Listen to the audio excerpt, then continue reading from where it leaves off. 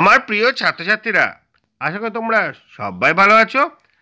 জানুয়ারি মাসের মূল্যায়ন নিয়ে হাজির হয়ে গেছি। দেখো, আজ আমরা পঞ্চম শ্রেণীর গণিত বিষয় নিয়ে আলোচনা করব। এর আগে বাংলা, ইংরেজি, পরিবেশ নিয়ে আলোচনা হয়ে গেছে। যারা দেখো নি, ডিসক্রিপশনে কিংবা প্লেলিস্টে গিয়ে দেখতে পারো, তোমাদের অনেক কাজে আসবে। আর আজকে ভিডিওটা ভালো লাগলে লাইক, কমেন্ট, শেয়ার করবে। চ্যানেলে যদি নতুন থাকো, চ্যানেলটা সাবস্ক্রাইব করে পাঁচ টাকা বেল আইকনটা বাজিয়ে দেবে, যাতে আমার তৈরি পরবর্তী ভিডিওগুলো সবার আগে তোমার কাছে পৌঁছায়। চলো আজকে প্রশ্নোত্তরগুলো দেখে নিই। দেখো, প্রথম শ্রেণীর মূল্যায়ন জানুয়ারি 2025, বিষয় গণিত, পূর্ণমান 20, সময় 40 মিনিট। 20 নম্বরে একটা প্রশ্ন, 40 মিনিট সময় দেওয়া হয়েছে। দেখো প্রশ্নগুলো কি আছে, তার উত্তরগুলো লেখা রয়েছে। নিচের প্রশ্নগুলোর উত্তর দাও। 1 গুণিত 6 সমান 6। 6টা প্রশ্ন আছে, 1 নম্বর করে, মোট 6 নম্বর। প্রথম প্রশ্ন, দুটি তল যেখানে মেশে সেখানে কি তৈরি হয়? দুটি তল যেখানে মেশে সেখানে একটি সরলরেখা তৈরি হয়। একটি মৌলিক জোড় সংখ্যা কত? একটি মৌলিক জোড় সংখ্যা হচ্ছে 2। 3 প্রশ্নটা হচ্ছে, ঘড়িতে যখন 9টা বাজে তখন ঘড়ির ঘন্টার কাঁটা আর মিনিটের কাঁটার মধ্যে কত ডিগ্রি কোণ উৎপন্ন হয়?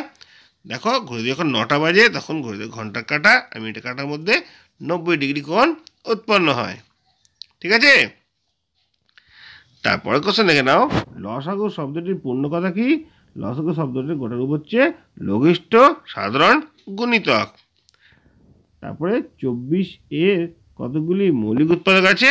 দেখো, 24 এর উৎপাদকগুলো পরপর লিখলে তোমরা দেখতে পাবে 24 এর মধ্যে দুটি মৌলিক উৎপাদক আছে, 2 আর 3। বাকি সব উৎপাদকগুলি কিন্তু যৌগিক উৎপাদক। শূন্যস্থান পূরণ করো। ভাজ্য গণিত ড্যাশ প্লাস ভাগশেষ সমান ভাজ্য। ঠিক আছে, এখানে কি হবে? ভাজক গণিত ভাগফল। দেখো, এখানে ভাগ আছে, এখানে হবে ভাগফল যুক্ত ভাগশেষ সমান ভাজ্য। এরপর রয়েছে 2 এর প্রশ্নটা, যে কোনো 4টি প্রশ্নের উত্তর দাও। দেখো, এখানে 2 নম্বর করে, 4 2 8 নম্বর আছে। প্রথম কোশ্চেন দেখো, 3টি ঘন্টা একসঙ্গে বাজার পর যথাক্রমে 15, 20, 25 মিনিট অন্তর বাজে, কতক্ষণ পরে ঘন্টাগুলি আবার একসঙ্গে বাজবে? দেখো, 15কে যদি ভাঙি, 3 গুণিত 5, 20কে ভাঙলাম, দেখ 20কে ভাঙলাম 2 গুণিত 2 গুণিত 4, আর 25কে ভাঙলাম 5 গুণিত 5।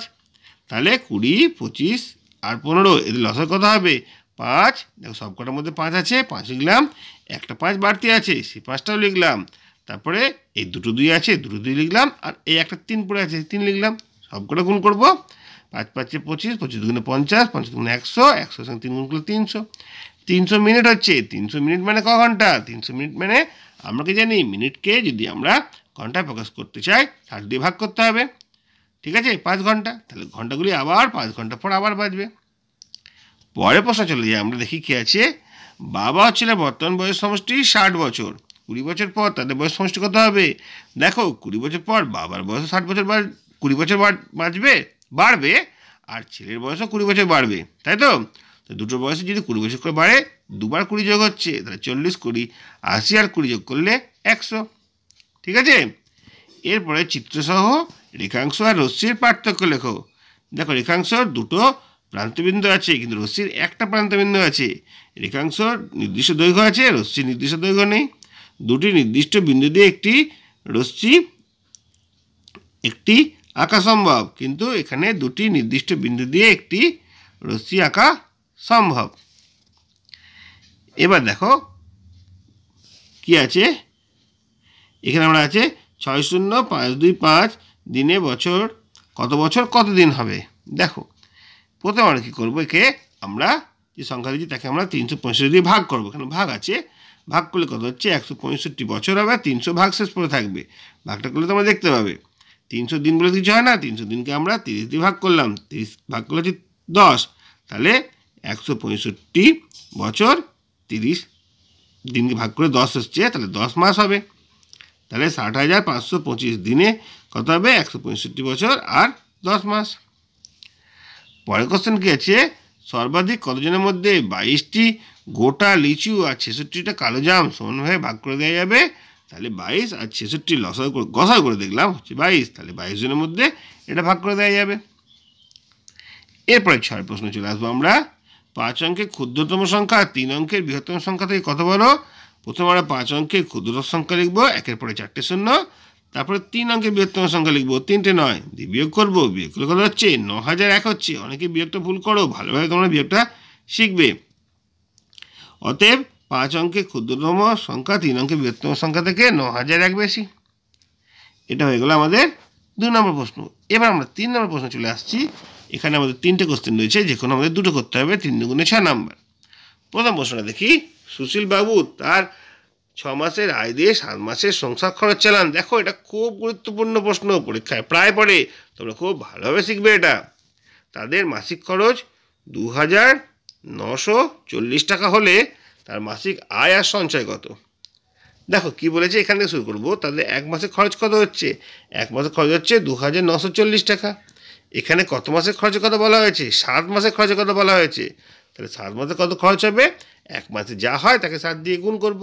গুণ করলে হচ্ছে 20,580 টাকা। আচ্ছা, এই 7 মাসের খরচটাই তো 6 মাসের আয়। তাহলে সুশীলবাবু 6 মাসের আয় কত? ওই 20,580 টাকায়। তাহলে 6 মাসে যদি আয় হয় 20,580 টাকা, 1 মাসে কত আয় হবে?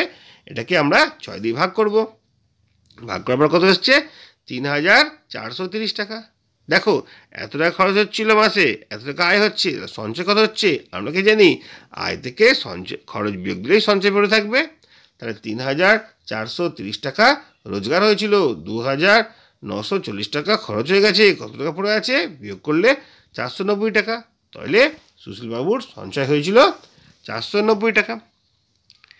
এরপর অঙ্কটা, এটা দেখো খুবই গুরুত্বপূর্ণ অঙ্ক।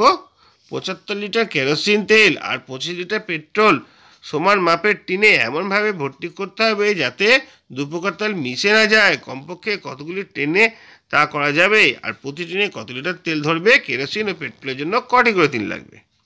প্রথমে আমরা 75কে উৎপাদক ভাঙলাম 3 গুণিত 5 গুণিত 5, তারপরে 25কে উৎপাদক ভাঙলাম 5 গুণিত 5।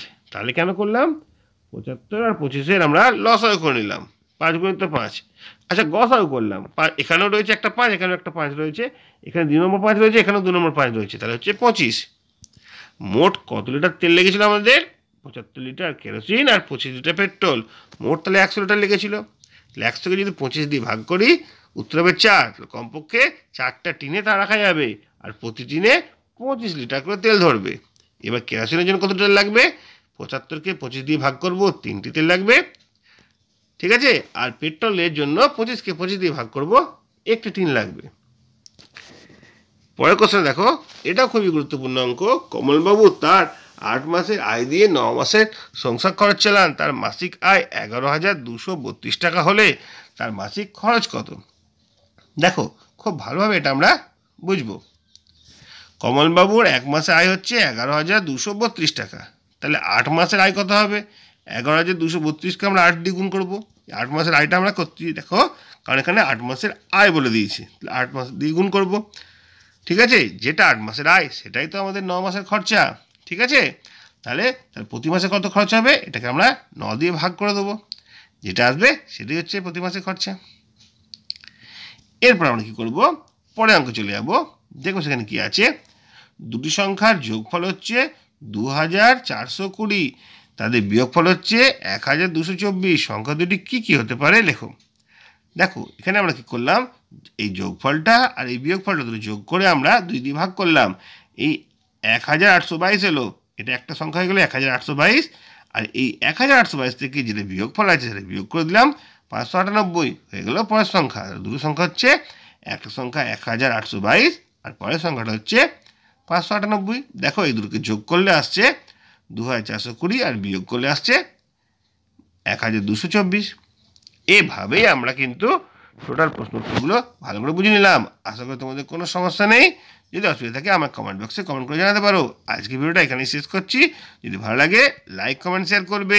চ্যানেল যদি নতুন থাকো চ্যানেল সাবস্ক্রাইব করে পাশে থাকা বেল আইকনটা বাজিয়ে দেবে, যাতে আমার তৈরি পরবর্তী ভিডিওগুলো সবার আগে তোমার কাছে পৌঁছায়। তোমরা প্রত্যেকে ভালো থাকবে।